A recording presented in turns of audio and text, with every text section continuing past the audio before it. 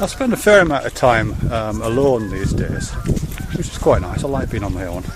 Not so much when I'm at work, because I work with a lot of people and I've got a lot of students, so it's quite busy really. In fact, I'm never alone at work, because I share an office with a bunch of other people, all that kind of stuff. So, but when I'm not at work, and particularly like now and during the out of term time, I do spend a fair amount of time by myself. And as I say, I like it, but it is very, very different, you know. And you know, I find a couple of things happening to me as a person. You know, what I'm not. Some of them is purely physiological things or mental things, but it's also a kind of, you know, what it is to be a person, what it is to be me, what it is to be an I in the world. I find quite different if I'm on my own for a long period of time. Particularly if I'm offline. I mean, that's very rare these days. But I have spent quite a long period of time on my own and offline at various times.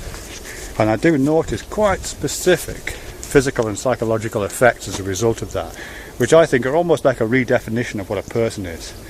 What I think of what I refer to when I say I. You know, the I that I am in a social situation, or just when I'm have been in social situations a lot, just in the normal to and fro of life on planet Earth, really. I'm not really aware of myself. I'm not really aware of my own body. I'm not really aware of what it's doing most of the time. I'm just doing stuff. It's just carrying me through the situation, through the social world. I'm constantly feeling myself, again, in social situations and in the world normally, when plenty of people around, I'm kind of feeling myself kind of emerging at the interface between me and other people the whole time, you know what I mean? I'm confirming who I am by having conversations with people, and they're confirming back to me who I am by referring to me. It's something like that, really. And even in the physical world, even here, I'm not with anybody else right now. But you know, the fact that I'm in public space, and that gives me constraints on what I can do, kind of. You know, that also places limitations on who I am, and provides structure to who I am. So I can kind of feel myself. No, I can feel myself embedded in the world in a way which renders me transparent. I don't feel myself. I just feel the world. You know. Sorry, this sounds really arcane and wishy-washy. I'm not expressing myself at all well. Anyway, but when I spend a lot of time by myself, it's different. After a few days, what starts to happen is I start to feel, well, two complementary, opposite things almost happen. One is a kind of shrinking. I feel myself, I get very aware of what's happening in my body. I don't think of it in those terms. I think of it as like an ache. So I start to ache, or I start to feel uncomfortable, or kind of itchy under the skin, or restless. You know, I can kind of feel these things. I feel my age. You know, I feel my age when I'm on my own a lot more. I feel my materiality. I feel the snot in my nose.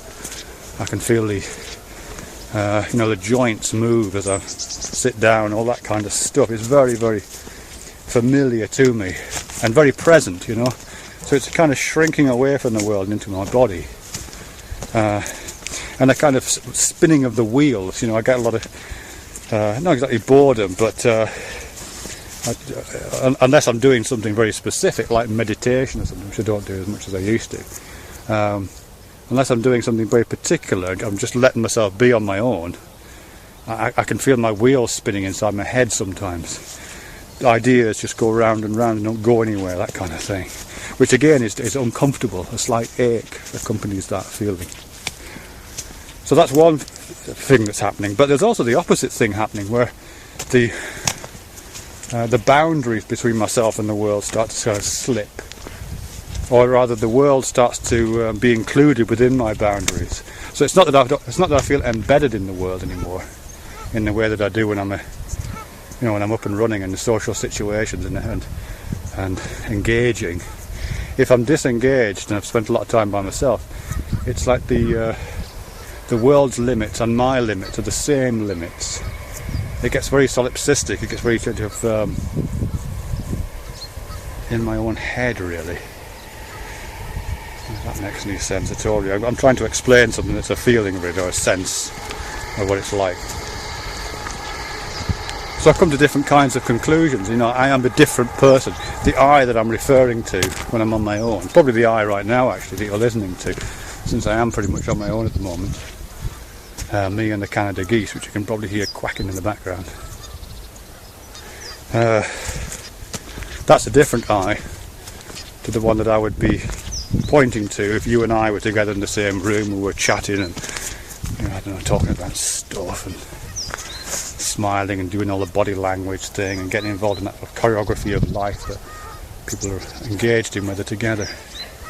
You know what I mean? My I would also overlap with you in ways that it doesn't right now. My I is very much on this side of the camera. It's quite small. It feels itself. It's looking inwards quite a bit. Whereas the I, if you and I were together, I think, would be a much more, it would be much more open, much more defined, much less defined actually. I don't know what I mean really. Does it make any sense? Anyway, I don't know if you can see the geese, they're probably too far away.